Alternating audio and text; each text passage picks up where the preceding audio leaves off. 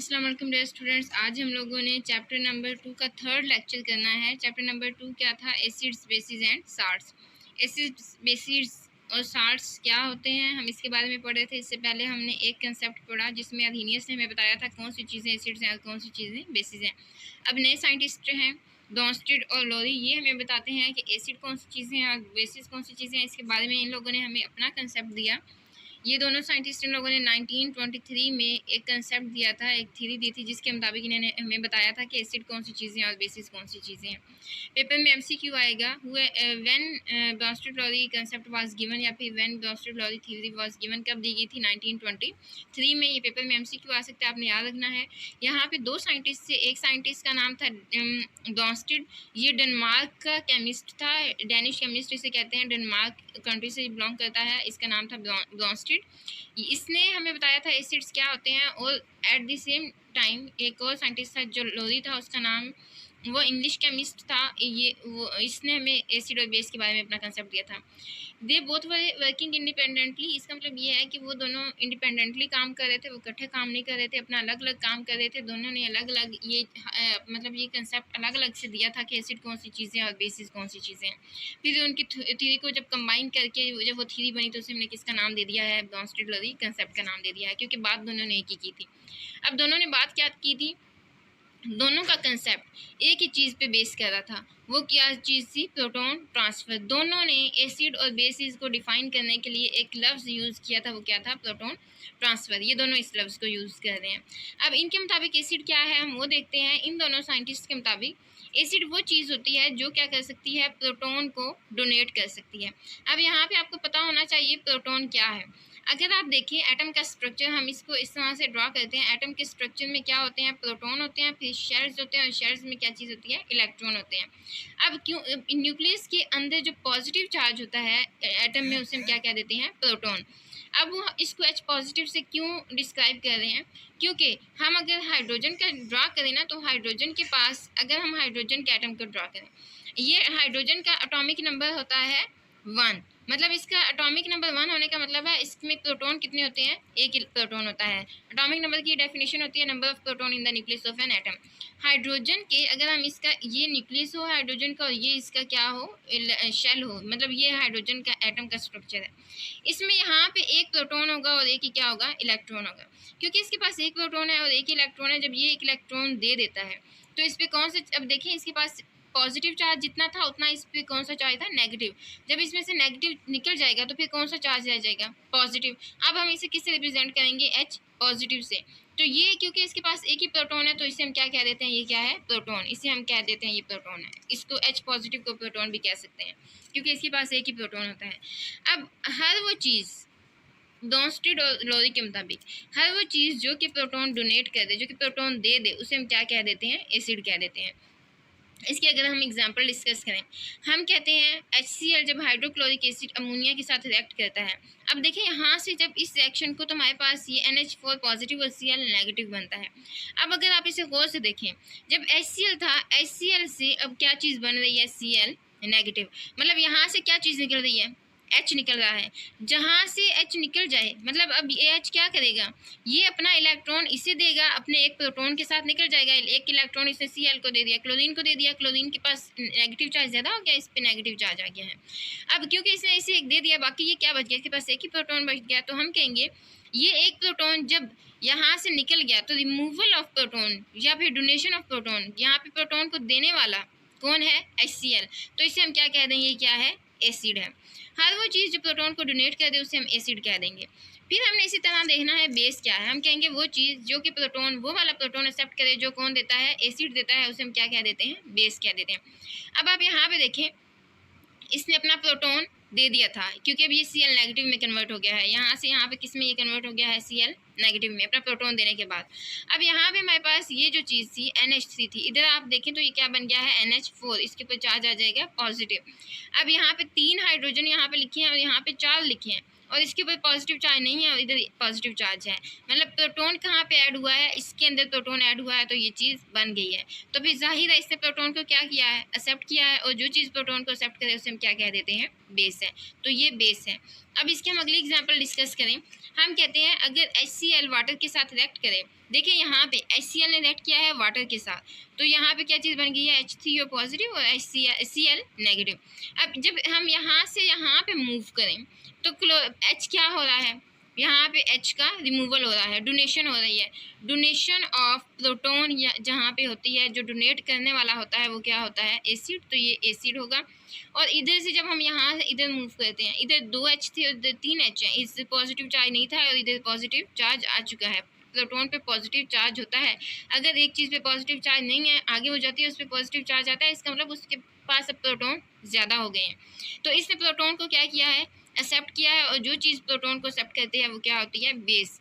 आपने 2 वर्ड याद रखने हैं, प्रोटोन को डोनेट करने वाला एसिड और प्रोटोन को एक्सेप्ट करने वाली बेस होती है। अब इसी को अगर हम देखें यहाँ से, अब अगर हम बैकवर्ड मूव करते हैं इधर से, ये अगर हम इसी देखें, यहाँ पे H3O है और यहाँ पे इसके ऊपर पॉजिटिव है। अगर ये रिवर्स एक्शन है, रिवर्स एक्शन वो एक्शन होता है जो बैकवर्ड मूव करता है। हम बैकवर्ड मूव करें इधर से, जब हम इधर मूव कर रहे हैं, तो अब यहाँ पे प्रोटोन का क्या हो रहा है, डोनेशन। इसमें से प्रोटोन निकल रहा है, इधर 3 थे इधर 2 हैं, मतलब प्रोटोन निकल रहा है, इधर पॉजिटिव चार्ज था, प्रोटोन मतलब था, और इधर नहीं है। तो अगर यहाँ पे प्रोटोन नहीं है, प्रोटोन को डोनेट करने वाला कौन होता है, एसिड, तो हम रिवर्स एक्शन में से क्या कह देंगे, ये क्या है, कंजुगेट एसिड है। अब अगर इधर इसका आप रिवर्स एक्शन देखें, जब अब इधर से इधर मूव किए हैं, तो यहाँ पे Cl नेगेटिव था, मतलब इसके पास इलेक्ट्रॉन ज़्यादा थे, प्रोटॉन क्या थे, कम थे। नेगेटिव का मतलब वही होता है ना, नेगेटिव चार्ज का मतलब होता है इलेक्ट्रॉन ज़्यादा होते हैं, तो इसके पास इलेक्ट्रॉन ज़्यादा थे, प्रोटॉन कम थे। लेकिन अब अगर यहाँ पे हम पहुँचे, तो इसने क्या किया है, इसने प्रोटॉन को एक्सेप्ट कर लिया है, क्योंकि इसके पास यहाँ पे H नहीं था ऐड, यहाँ पे H है, इसके साथ अटैच है। इधर नेगेटिव चार्ज था, इधर क्योंकि इसके ऊपर नेगेटिव चार्ज नहीं है, तो इसका मतलब है यहाँ पे इसमें पॉजिटिव चार्ज ऐड हुआ है, प्रोटॉन ऐड हुआ है, तभी इसका नेगेटिव चार्ज खत्म हुआ है। तो फिर ये क्या चीज़ होगी, तो फिर प्रोटॉन को एक्सेप्ट करने वाला, इसने क्योंकि एक्सेप्ट किया, एक्सेप्ट करने वाला क्या होता है, बेस, तो इसे हम क्या कह देंगे, ये क्या है, हमारे पास कंजुगेट बेस है। हम फिर क्या डेफिनेशन लिखेंगे, हम लिखेंगे, ये देखिए ज़रा, हम लिखेंगे हर वो वाली स्पीशीज जो कि due to donation of proton से बनती है। देखिए, species which is form due to donation of proton by an acid. जब आपके पास एक एसिड प्रोटॉन को डोनेट कर दे, तो जो नई चीज़ बनेगी वो क्या होगी, आपके पास कंजुगेट बेस। देखिए ज़रा, यहाँ पे हम एक ये रिएक्शन, ये एसिटिक एसिड है, जब ये वाटर के साथ रिएक्ट करता है, यहाँ पे इसके पास H है, अगर आप यहाँ पे आके देखिए इसके पास H नहीं है और इसके ऊपर नेगेटिव चार्ज आ चुका है, मतलब इसने प्रोटॉन को क्या किया है, यहाँ पे डोनेट कर दिया है। तो डोनेट करने वाला एसिड था। अब अगर यहाँ पे इसके ऊपर H2O है, यहाँ पे 3O है, इधर पॉजिटिव चार्ज नहीं है, इधर पॉजिटिव आ चुका है, मतलब इसने प्रोटॉन को क्या कर लिया है, एक्सेप्ट कर लिया है, और एक्सेप्ट करने वाला बेस होता है। अब इसी रिएक्शन को आप बैकवर्ड मूव करें, यहाँ पे देखें इसके ऊपर नेगेटिव चार्ज है, जब हम बैकवर्ड मूव किए हैं तो इसका नेगेटिव चार्ज यहाँ पे आके ख़त्म हो गया, इसमें H क्या हो गया है, ऐड हो गया है। नेगेटिव चार्ज खत्म होने की वजह क्या है, इससे प्रोटॉन मिला, तभी इसका नेगेटिव चार्ज खत्म हुआ है। अब क्योंकि वो उसके चार्जेस बैलेंस हो गए हैं। अब इसने फिर क्या किया है, इसने प्रोटॉन को क्या किया है, एक्सेप्ट किया है, और प्रोटॉन को एक्सेप्ट करने वाला क्या होता है, बेस, और ये इसको हम क्या कह देंगे, ये क्या चीज़ है, कंजुगेट बेस। अब देखिए इसकी डेफिनेशन कैसे बनती है। यहाँ पे एक एसिड था, इस एसिड ने जब अपना प्रोटॉन डोनेट कर दिया तो क्या चीज़ बनी है, ये, और इस चीज़ को हमने क्या किया है, कहा है ये कंजुगेट बेस है, तो यहीं से हमने डेफिनेशन बनाई है। Species which is found by donation of proton by an acid, जब एक एसिड अपना प्रोटॉन बना दे तो जो नई चीज़ बन जाएगी उसे हम क्या कह देंगे, वो क्या है, कंजुगेट बेस है। इसी तरह हम यहाँ पे देखें, अगर हम इसी रिएक्शन में देखें, यहाँ से ये इसने डोनेट किया, इसके ऊपर नेगेटिव चार्ज यहाँ पे आ गया है, तो इसका मतलब इसने अपना प्रोटॉन क्या कर दिया है, डोनेट कर दिया है एसिटिक एसिड ने।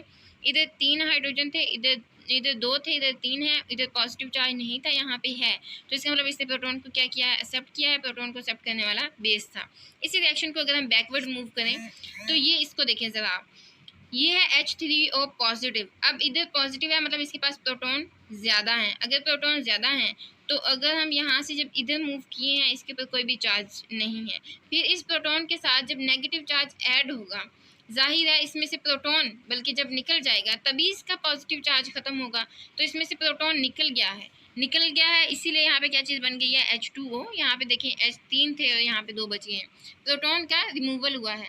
तो वो चीज़ जो कि यहाँ से प्रोटॉन को एक्सेप्ट करती है, जो कि उसे हम क्या कह देते हैं, वो क्या रिमूवल करती है, डोनेट करती है, वो क्या चीज़ होती है, एसिड होती है।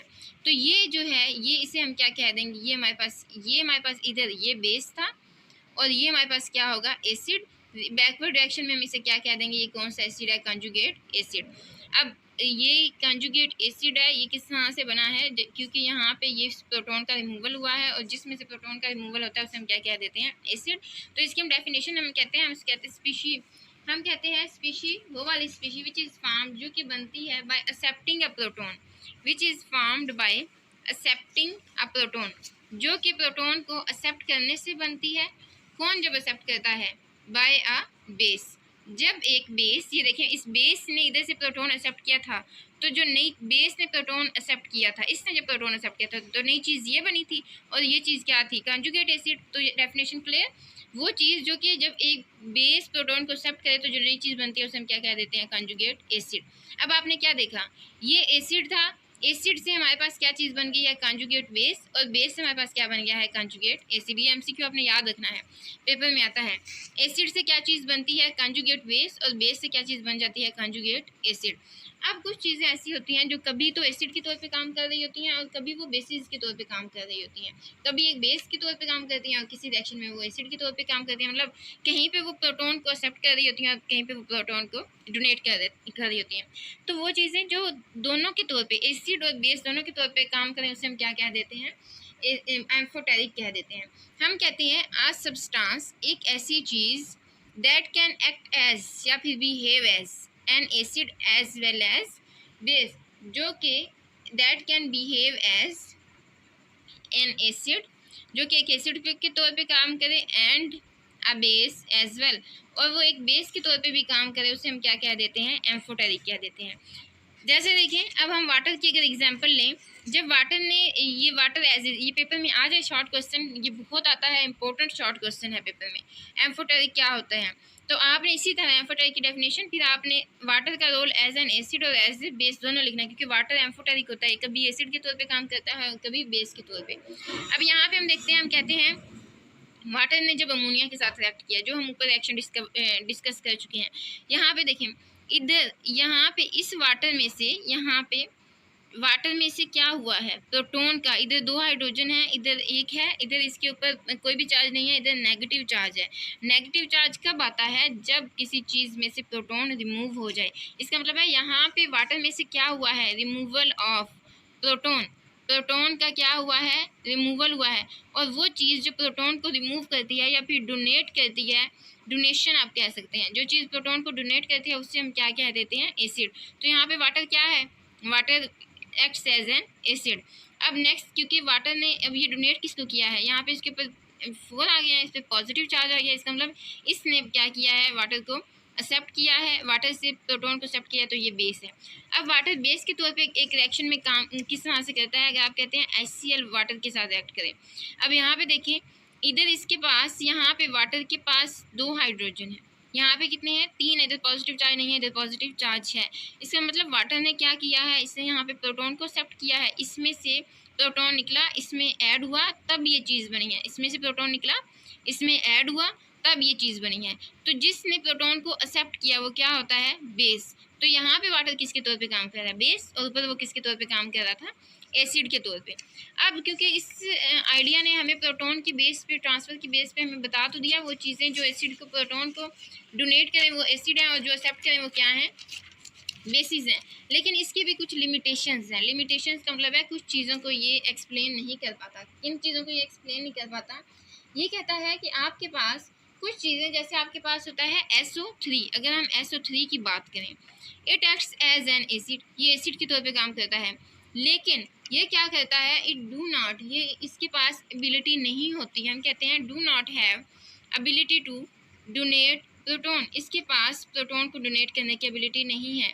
तो फिर अगर ये प्रोटॉन को डोनेट ही नहीं कर सकता, तो फिर ये अकॉर्डिंग टू ब्रॉन्स्टेड और लोई के मुताबिक फिर ये एसिड तो नहीं होना चाहिए, लेकिन ये एसिड है। ये इसकी क्या है, एक लिमिटेशन है, डिफेक्ट भी आप कह सकते हैं।